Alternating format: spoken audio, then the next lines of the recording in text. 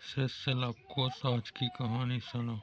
महाराज मनु घर द्वार छोड़कर तपस्या करने नेमि शरण पहुंचे और सोचने लगा कि हम किसकी पूजा करें।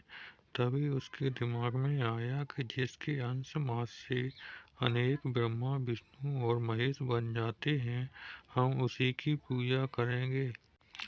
ऐसे भगवान भी सेवक के वश में होते हैं। मैं उन्हीं की सेवा करूंगा, उन्हीं का भजन करूंगा।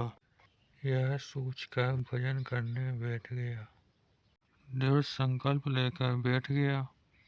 वहीं ब्रह्मा विष्णु और महेश तीनों लोग पहुंचे। मनु को पहले से ज्ञात न होता तो वे भटक जाते। वह जानते थे कि ऐसे अनेकों ब्रह्मा विष्णु और महेश उन भगवान के अंश मात्र हैं, इसलिए मनु ने उनकी ओर ध्यान नहीं दिया। यह भी नहीं कहा कि देव हमारा अहोभाग्य कि आपने दर्शन दिया, किंतु ये देवता भी इतने निर्घट थे कि स्वाभिमान खोकर मनु के समीप बार बार पहुंचते रहे।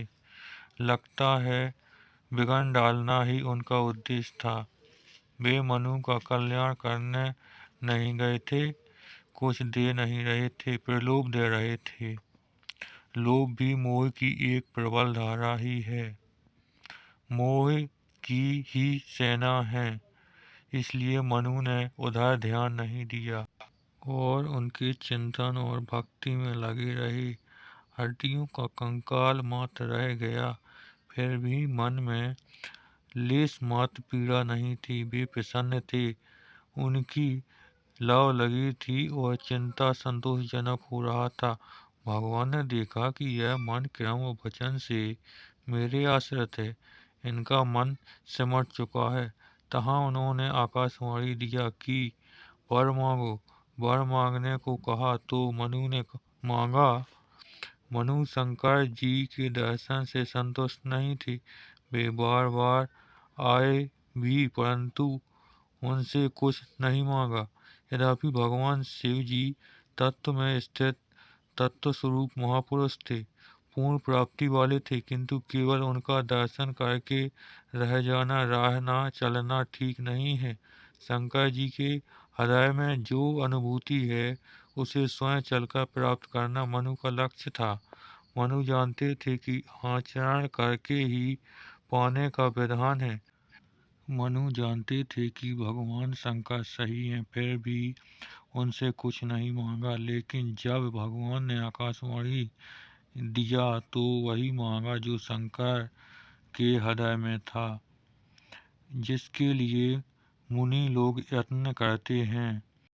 मनु की कामना पर भगवान प्रकट हुए। भगवान बोले, भक्त मनु आंखें खोलो, क्या चाहते हो, वर मांगो। जैसे ही मनु ने आंखें खोली और देखा, जहाँ विश्व था सर्वत्र भगवान का वास दिखाई पड़ा। जहाँ भी दृष्टि पड़ी, पत्थर में, पानी में, सब में उसे प्रभु का स्वरूप छा गया।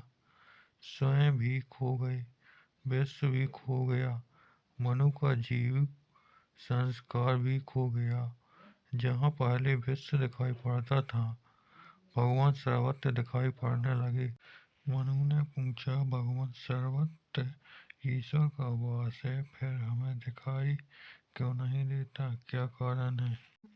भगवान बोले, परमात्मा केवल भक्त के हृदय में रहते हैं, बाहर नहीं। आपके हृदय में ही वह है, किंतु प्रस्तुत है।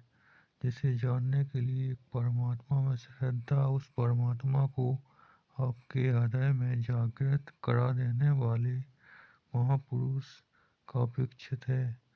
बाहर कोई देवी नहीं है, न देवता है। जो भी परमात्मा और देवी देवता है, वह हृदय में है। भगवान ने कहा, यदि आप हमारे उपदेश पर चलते हो तो दूर दूर रहकर भी मेरे समीप ही हो, और यदि आचरण में नहीं ढलते तो मेरे समीप रहने से, दर्शन करने से कोई लाभ नहीं। पास रहकर भी बहुत दूर रहोगे। यही मेरा आचरण है।